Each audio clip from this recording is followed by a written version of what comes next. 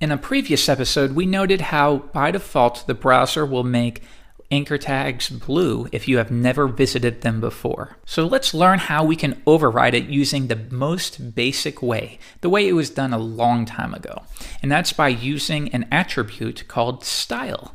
So just as we can have a href attribute or a target attribute for anchor tags specifically, we can also have style tags that will work on any of the elements that go within the body. So let's try it now. Style equals and then quotation. So notice it follows the exact same format. The name of the attribute is style and the value is what? And this is where we get to use CSS. And CSS takes a specific shape of property name and property value. So in this case, if we want the color to be yellow, why don't we do color followed by a colon, then the value, yellow.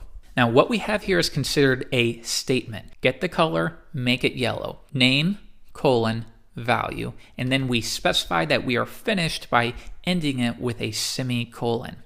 So let's save that. And now if I come back and reload the page, this text is now yellow, and that's a terrible color. Please don't ever do that.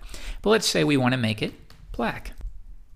Refresh, now it's black. Let's say you come from a print background and you're used to using maybe RGB values. Okay, I can do that as well, RGB, and this means red, green, blue. So let's say 100 red, 200 green, 50 blue. Reload the page, and now we get this nice green color. We also have the option of using what's known as hex values. So that would be a 6-digit sequence that references a specific color. So for example, if I wanted a grayish color, I could do E3, E3, E3. And notice that I prepinned a pound sign to specify that this is a hex value. Now if I load the page, sure enough, we are referencing it like so.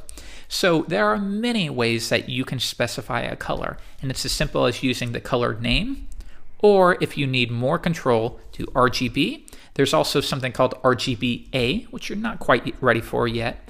And then you can use a hex value.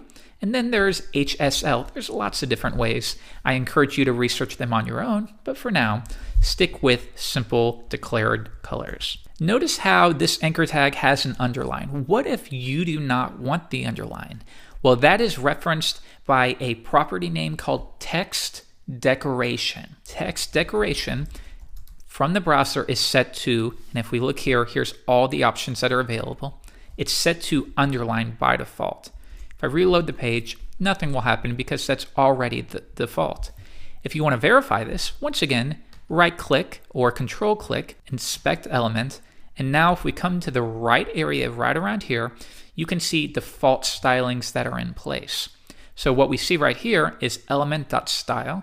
It is picking these values up from what we've specified right in here. But we can also review anything that's set by default. So notice user agent style sheet. This is the default style sheet. Text decoration of underline using this selector, and you'll learn about selector shortly. Just note that because it's crossed out, that means it was overridden by something else. And this is the cascading nature of CSS. You can override previous values so that you can be more specific.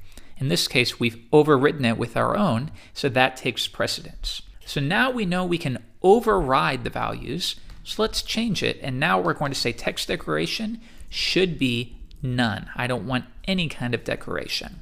Now let's view it, and there's no underline. The first thing you may notice now, though, is very quickly, with two properties alone, our markup is starting to look really messy.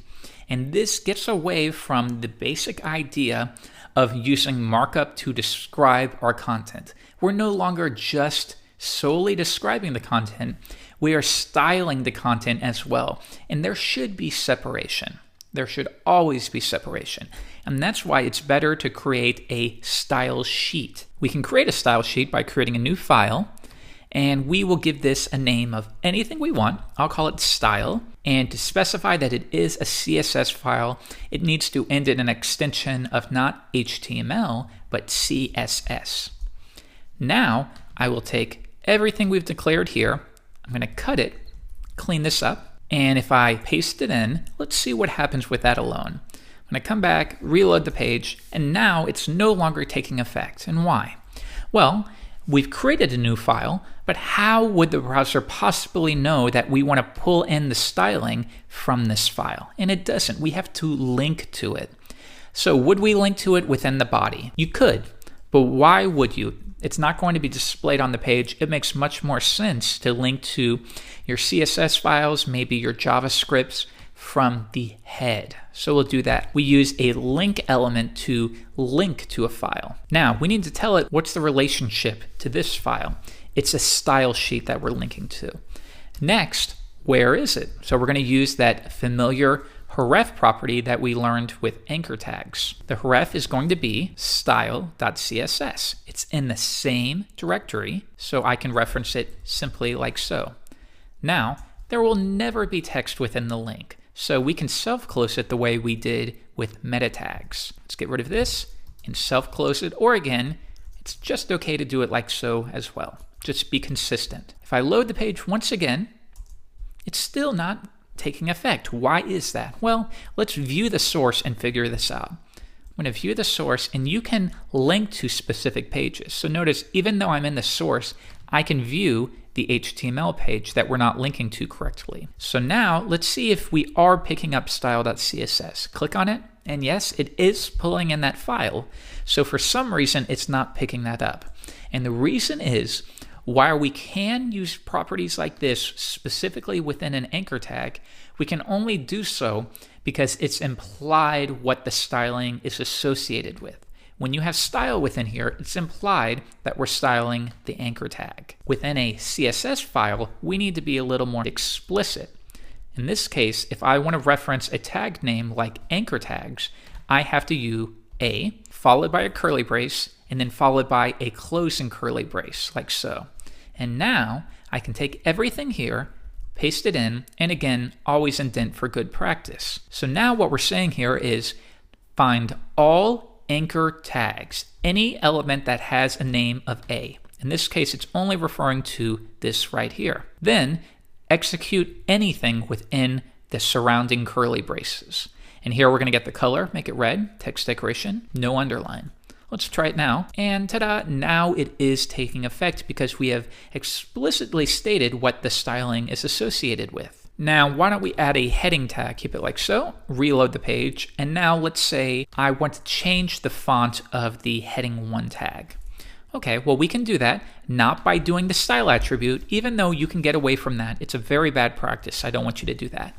Always, when you style something, reference the associated style sheet.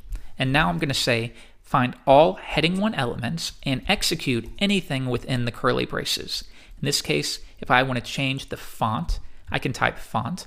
And if you use a good editor, lots of times they will give you code hints. So if I say font family, you can see here's all of the choices.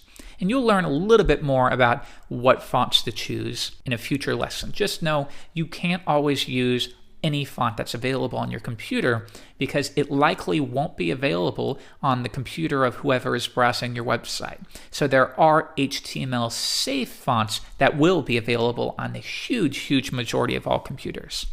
In this case, I'm going to specify Helvetica and a fallback, and that means if the user does not have Helvetica, fall back to Arial. And then there is a base value called sans serif, and that will refer to, without getting into it too much, a very specific kind of font. However, a good tip to know is sans serif will automatically use one of these fonts if it's available as the default. So what you can do, if you want, is set this to sans serif and make sure you end it with a semicolon, and it will automatically use the most appropriate sans serif font.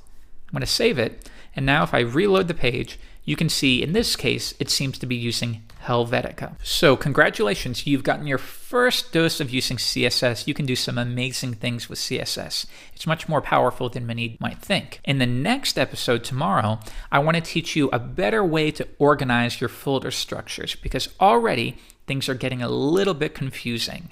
So we'll do that in the next episode.